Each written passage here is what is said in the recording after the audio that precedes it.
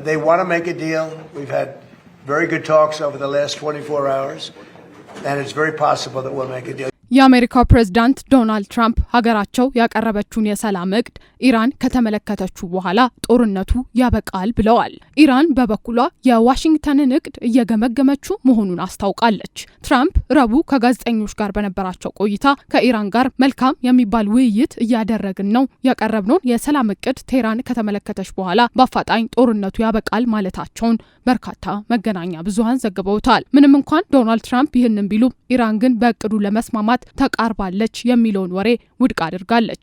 ይልቁኑ የሰላም እቅዱ ያካተታቸውን ነጥቦች በመገምገም ላይ መሆኗንና ውሳኔዋን ለፓኪስታን አደራዳሪዎች በቅርቡ እንደምታሳውቅ ነው ይፋ ያደረገችው። 2 ወራትን የተሻገረው የኢራንና የአሜሪካ ግጭትን አስመልክቶ በዋይት ሀውስ ንግግር ያደረጉት ትራምፕ ኢራን በአፋጣኝ ጦርነቱ እንዲያበቃ ፍላጎት አላት ብለዋል። ሀገራቸው ከቴህራን ጋር ባለፉት 24 ሰዓታት መልካም የሚባል ውይይትን ማድረጓንና አሜሪካ ባቀረበችው የሰላም እቅድ የመስማማት እድሏ ሰፊ ስለመሆኑ ተናግረዋል። በቀጣይ ሳምንታት ወደ ቻይና ከማቅናታቸው አስቀድሞ ኢራን ስምምነት ላይ ትደርሳለች የሚል ተስፋ እንዳላቸውም ተናግረዋል። ቴህራን ስምምነቱ አሻፈረኝ ካለች ግን ዳግም ጥቃታችንን እንቀጥላለን ማለታቸውም ተሰምተዋል። 14 ነጥቦችን የያዘው የአሜሪካ የሰላም እቅድ ኢራን ኒኩለር ማበልጸጓን እንድታቆም የሚያዝ ስምምነትን አካቷል። አሜሪካ በበኩሏ በኢራን ላይ የጣለቻቸው ማዕቀቦች በማንሳት እንዲሁም የያዘችውን በቢሊዮን የሚቆጠሩ ዶላሮች እንደምትለቅ ነው የተገለጸው። ይህም በ30 ቀናት ውስጥ የሆርሙዝ ሰርጥን ለመክፈትና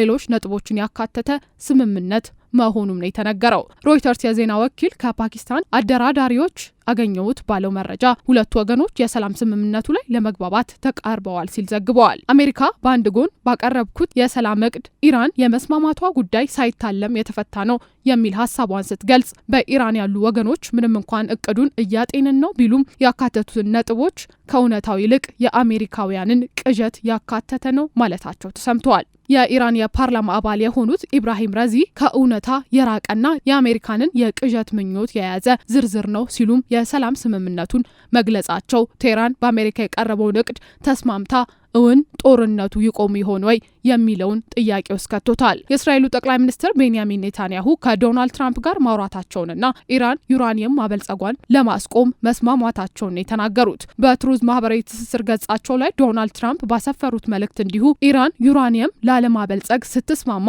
አሁን የመጀመሪያዋ አይደለም ነው ያሉት። ዶናልድ ትራምፕ ይህንን ያሉት በፈረንጆቹ አቆጣጠር ሐምሌ 2015 የጋራ አጠቃላይ የድርጊት መርሃ ግብር ወይንም ጆይንት ኮምፕሬሄንሲቭ ፕላን ኦፍ አክሽን በተሰኘውና ኢራን ከ6 ሀገራት ጋር በተፈራረመችው ስምምነት ዩራኒየም የማበልጸግ ኃይሏን 3% ብቻ ለማድረግ መስማማቷን አስታውሰው ነው ተብሏል። ሆኖም ኢራን ለረጅም ዓመታት ዩራኒየም በተመደበላት መጠን ብቻ እያመረተች አልነበረም በሚል እስራኤል ጦርነት መክፈቷም ይታወሳል። ዩራኒየም ከማበልጸግ ባሻገር አሜሪካ በሆርሙዝ ሰርጥ የበላይነትን ለመቀዳጀት ያላትን ፍላጎት ተቀብላ ኢራን ጦርነቱን የማብቂያ ስምምነት ትቀበል ይሆን ወይ የሚለው አሁንም አጠያያቂ ነው። ቴህራን ዛሬ ላይ ለፓኪስታን አደራዳሪዎች ባለ 14 ነጥብ የሰላም እቅድ መቀበሏን አሊያም መጣሏን ባሳወቀችበት ቅጽበት የጦርነቱ መቋጫ የሚታወቅ ይሆናል። ማምሻውን የኢራን የውጭ ጉዳይ ሚኒስትር አባስ አራግቺ ከፓኪስታን አቻቸው አይዛክ ዳር ጋር በአዳዲስ ጉዳዮች ላይ መምከራቸውን በቴሌግራም ገጻቸው አጋርተዋል። ኢራን ለፓኪስታን ውሳኔን አሳውቃለሁ ካለች በኋላ